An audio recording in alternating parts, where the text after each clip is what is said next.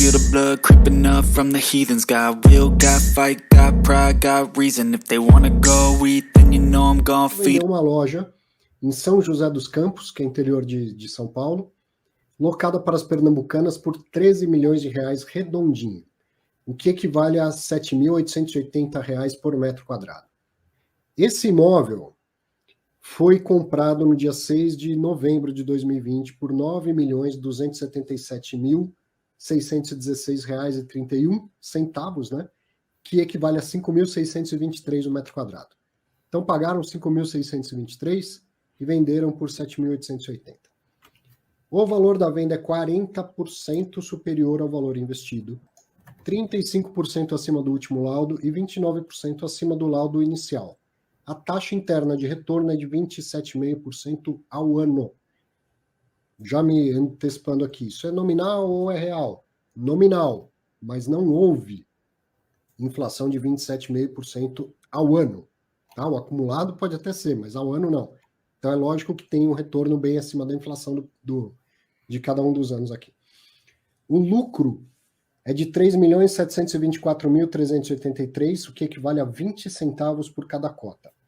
E o comprador, então, agora passa a receber o aluguel, que é de 65.029,70 centavos, que corresponde a 0,0004 por cota. Então, o fundo fez um lucro não recorrente de 20 centavos e abre mão de um lucro, de uma receita recorrente de 0,004 por cada cota. Então, isso é a atividade varejista que esses fundos de varejo estão fazendo, comprando atacado, vendendo no varejo. Olha que interessante, como é que chegaram no preço de 13 milhões de reais? Ó.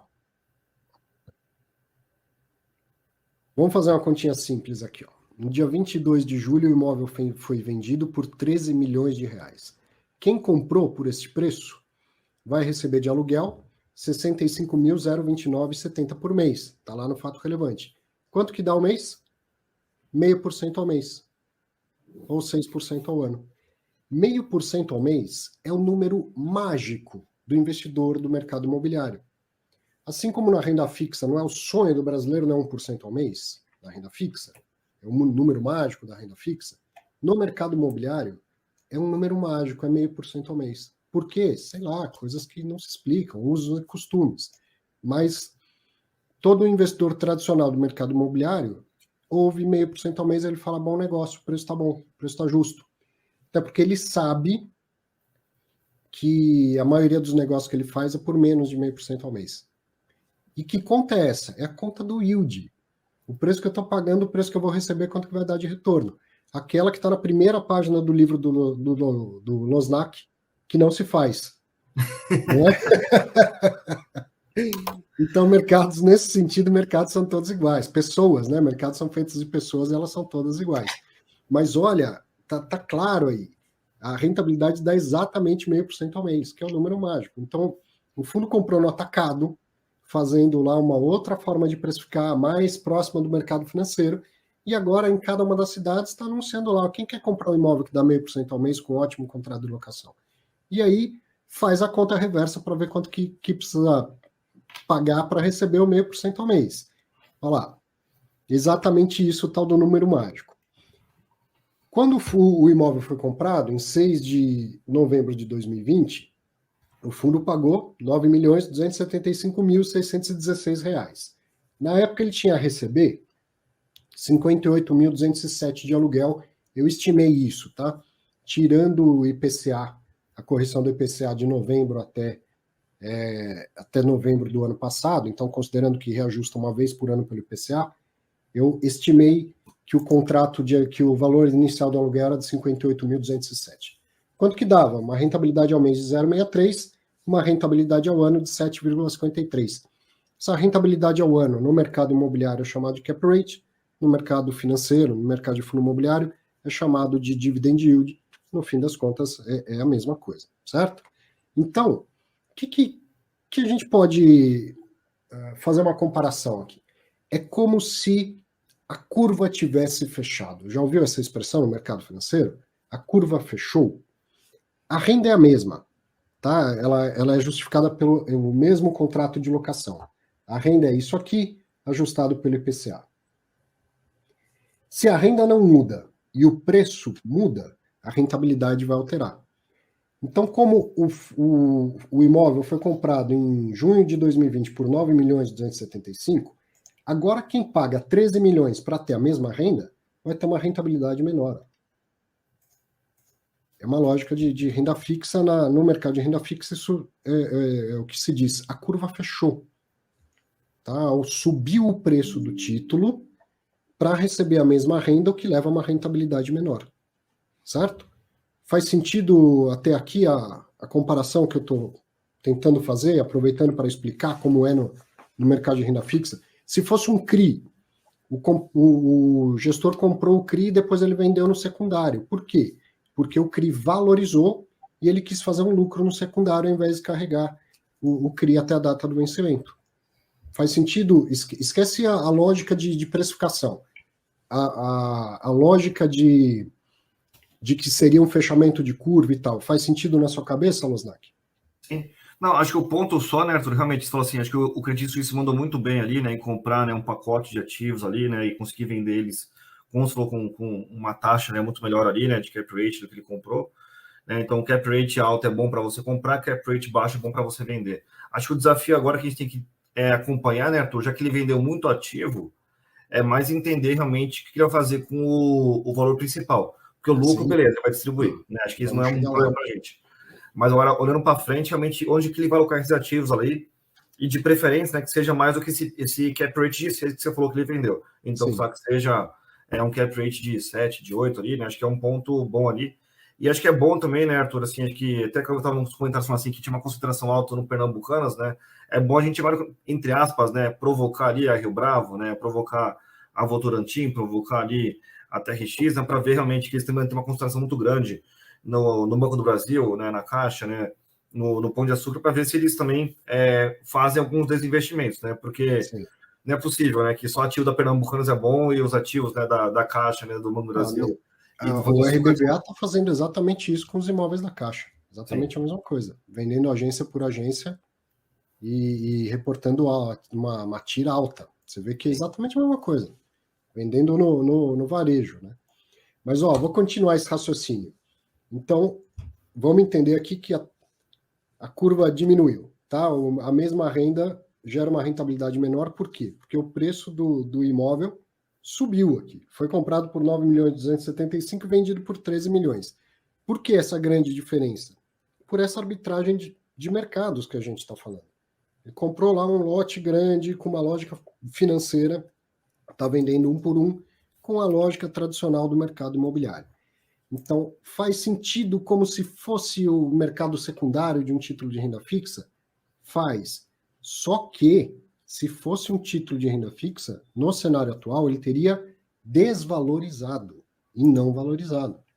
Olha aqui, peguei lá o Tesouro IPCA 2035, poderia ter sido qualquer um com data razoavelmente comparável.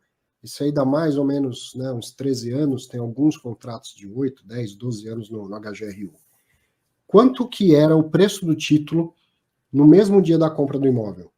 R$ 1.914,67. Quanto que ele pagava? 3,97 acima do IPCA. O que aconteceu de lá para cá? Você que está assistindo, ouvindo agora, o que você imagina? Que o preço do Tesouro IPCA subiu ou caiu? O preço do título caiu. No fechamento de sexta-feira, dia 22 de julho de 2022, o mesmo título estava R$ 1.842,94, uma queda de 3,75 no período. Mesmo período em que o HGRU vendeu um imóvel com 40% de lucro.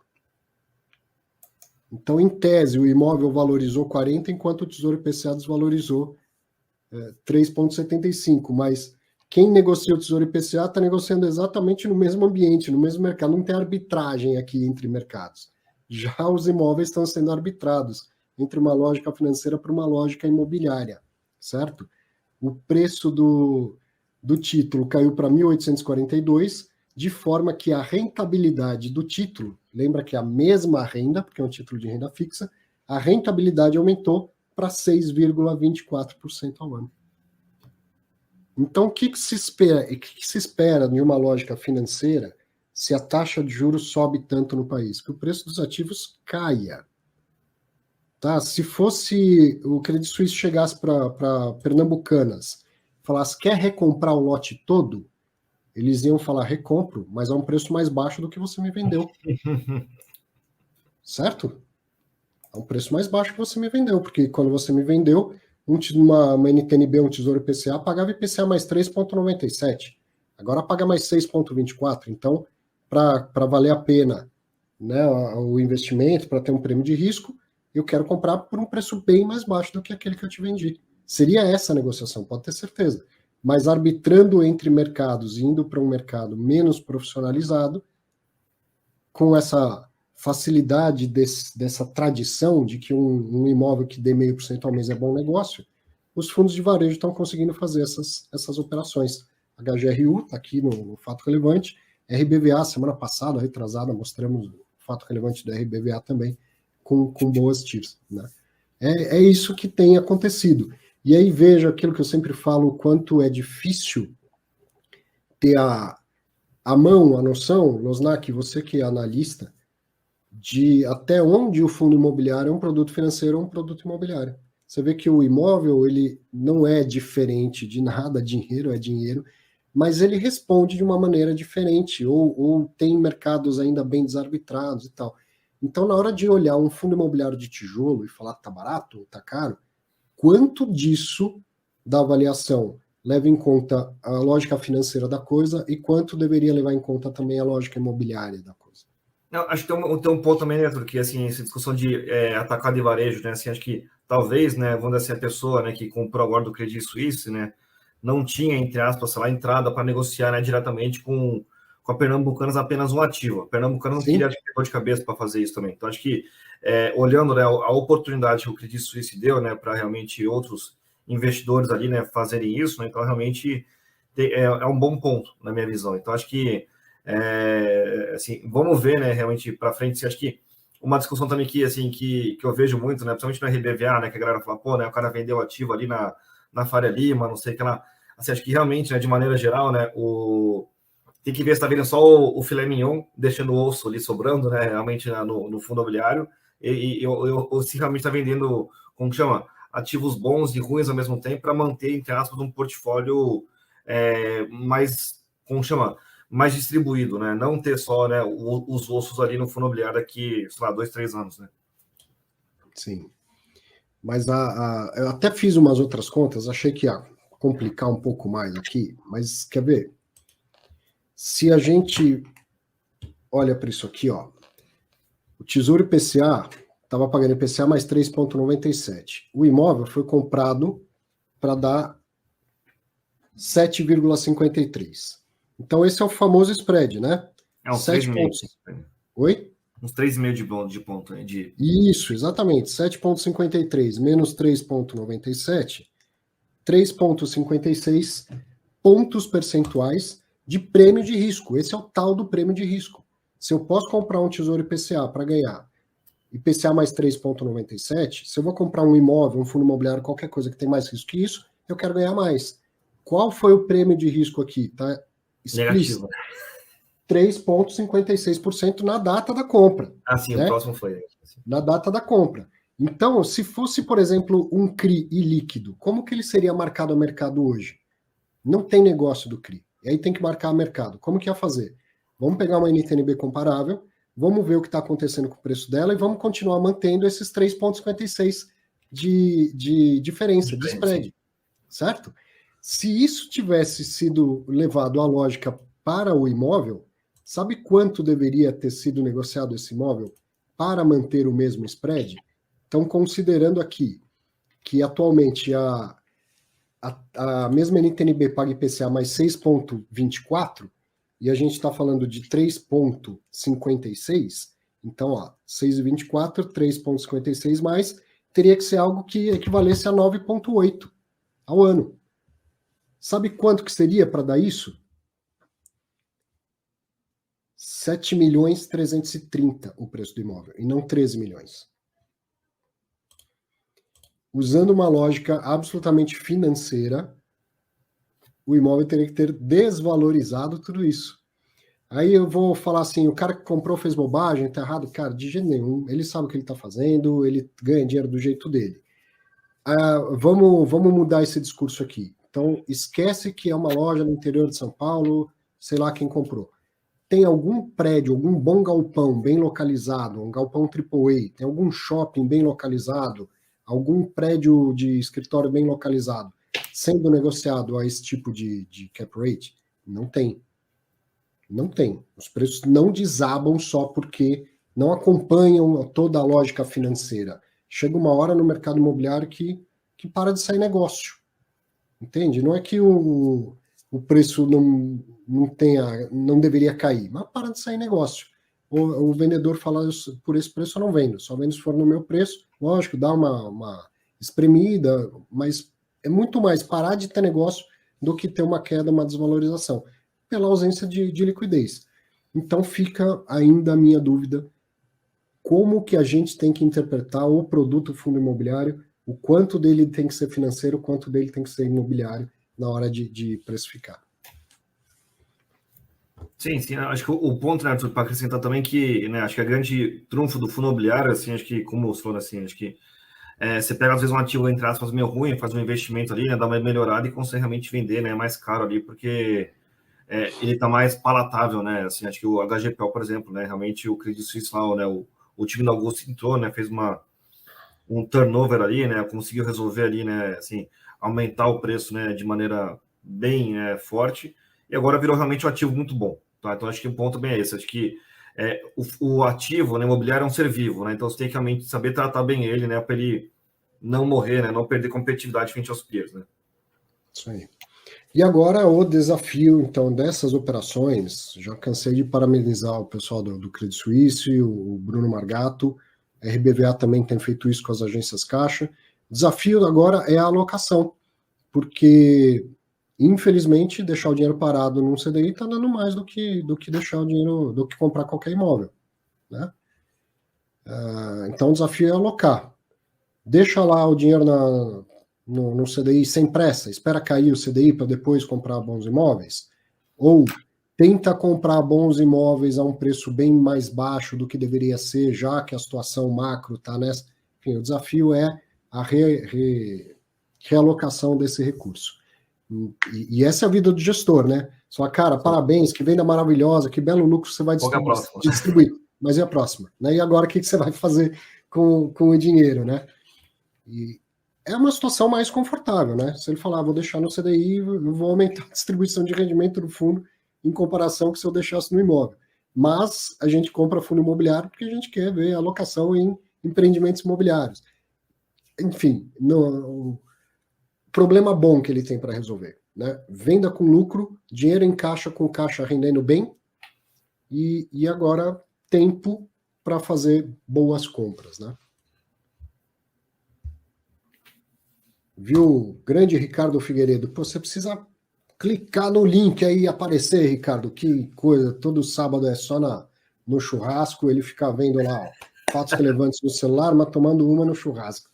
Vendeu imóvel bom, foi embora o filé mignon. Vendeu imóvel bom e também ruim, o famoso T-bone steak. Vai filé e vai osso junto, né? É a lógica dos mercados. I can hear the demons call when they do what they do. And now I feel like taking off, find a place with a view. The pain is never gonna stop if it's controlling you. I know that time can heal